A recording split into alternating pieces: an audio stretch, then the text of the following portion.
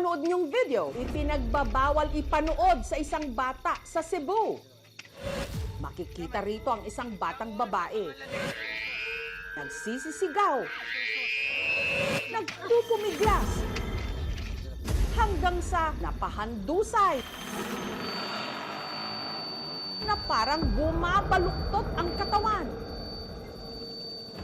At parang naninigas ang kanyang mga braso. Hindi raw siya sinusumpong ng anumang sakit. Gawa sa pangalan ni Jesus. Wala raw siyang anumang karamdaman. Pero ayon sa mga nakasaksi, di umano, siya'y may sapi.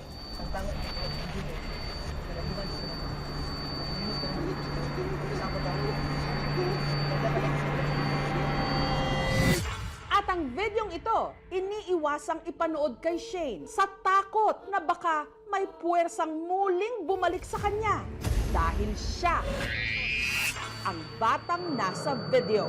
Gawa sa pangalan ni Jesus. Bunso ng worship leader mula Lapu-Lapu sa Cebu na si Gladys, si Shane. Pinaagi sa imong hamiling dugo. Nitong May 7, isinama raw ni Gladys si Shane sa dinaluhan nilang spiritual training sa bayan ng Aluginsan. Happy naman talaga po kami nun. Yung patapos na po kami, mama, mabigat yung yung katawan ko yung ulo ko, masakit. I-pray mo ako kay Pastor Sai.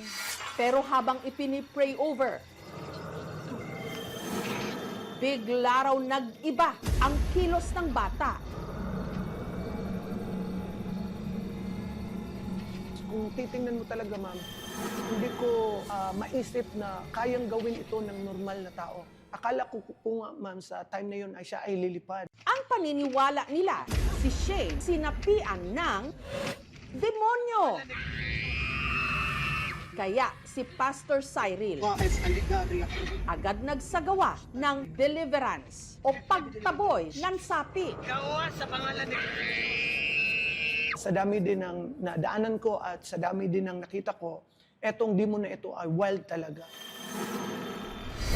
Pero tila mas lumala pa raw ang kondisyon ni Shane. Sa posisyong ito, para siyang agresibong manok panabong.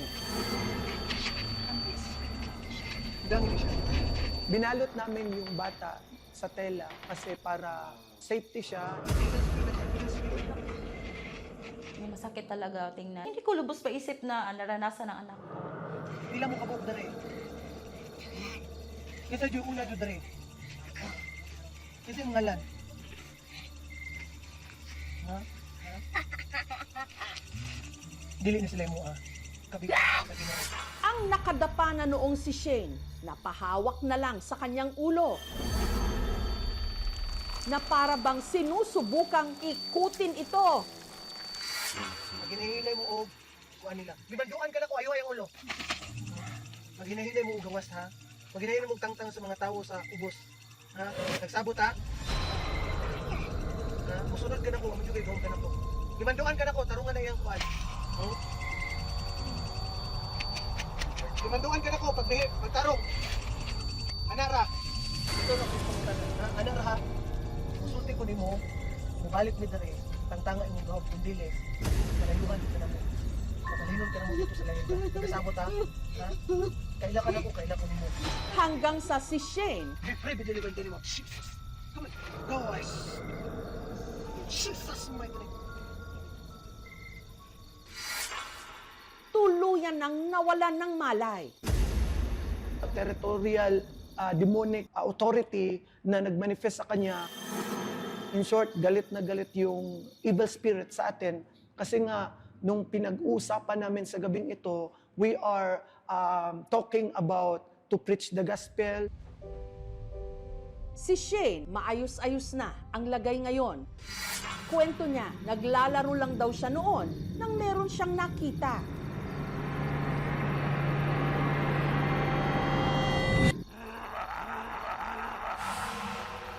Pula yung mata, mataas yung sungay. Tapos, kulay black yung skin niya. Kabahan ako ng tumakbo. Bigat ng aking pakiramdam sa ulo ko. tsaka yung likod ko. Mubalik mi diri, tangtangan imong gahom kung dili. Pagkagising di ko kay itawag ko sa akong pangalan. Pero murag gyapon ko galuya, murag ko gilantan pero bugnaw ko paminaw kay naman ang Ginoo. At hindi raw ito ang unang beses na may kakatwang naramdaman si Shane. 8 taong gulang pa lang daw siya, bukas na raw ang tinatawag na kanyang third eye. Nakita rin siya ng mga heavenly things, like angels. Sinasabi niya sa akin, Ma, ang ganda talaga ng angel, Ma, yung pakpak. Kasi meron ako makita na yung mga demonyo. Kaya nga naman, kung ano, bata ka nang mabitaw, kinahanglan siya babad yun siya sa pulong. Mubalik mi diri, tangtangan imong gahom kung dili. At sa kalagitnaan ng interview, si Shane biglang Bigyan ka ng likod. ano ang nakita ni Shane?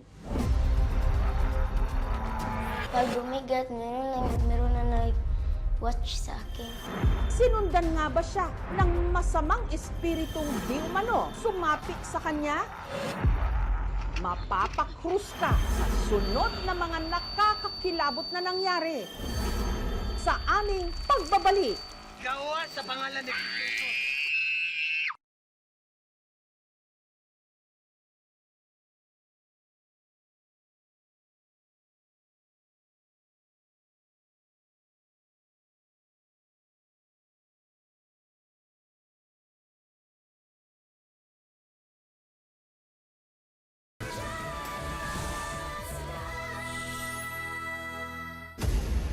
Anyos na dalagita mula Lapu-Lapu City sa Cebu na si Shane. Sinapian di umano ng demonyo. Gaman. Gawa sa pangalan ni Territorial demonic authority na nagmanifest sa kanya.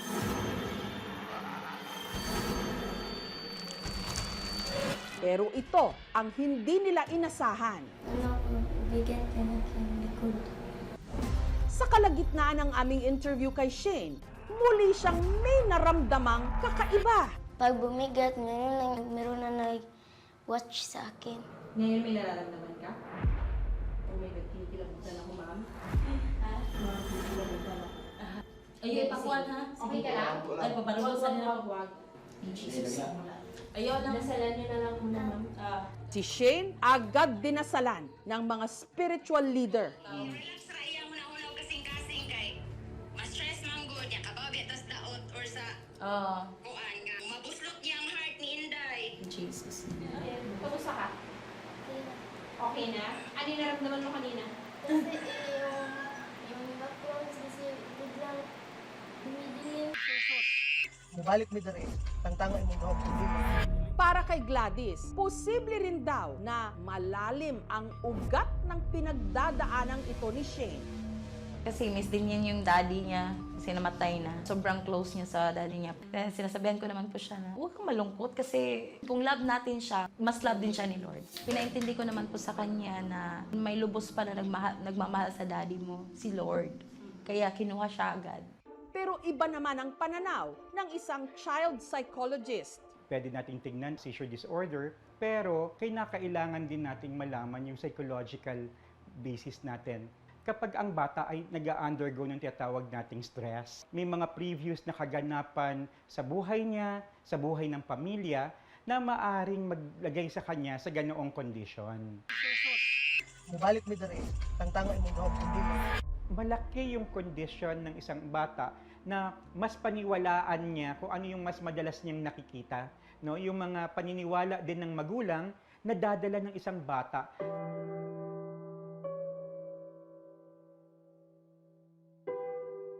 Lailahi man tag mga relihiyon, lailahi ta kung asa tag mga kuan, but ako ra jud ka-advice is dapat di kita magmahadlokon. Dapat kita mag-pray kay ang kahadlok dili na is Ginoo.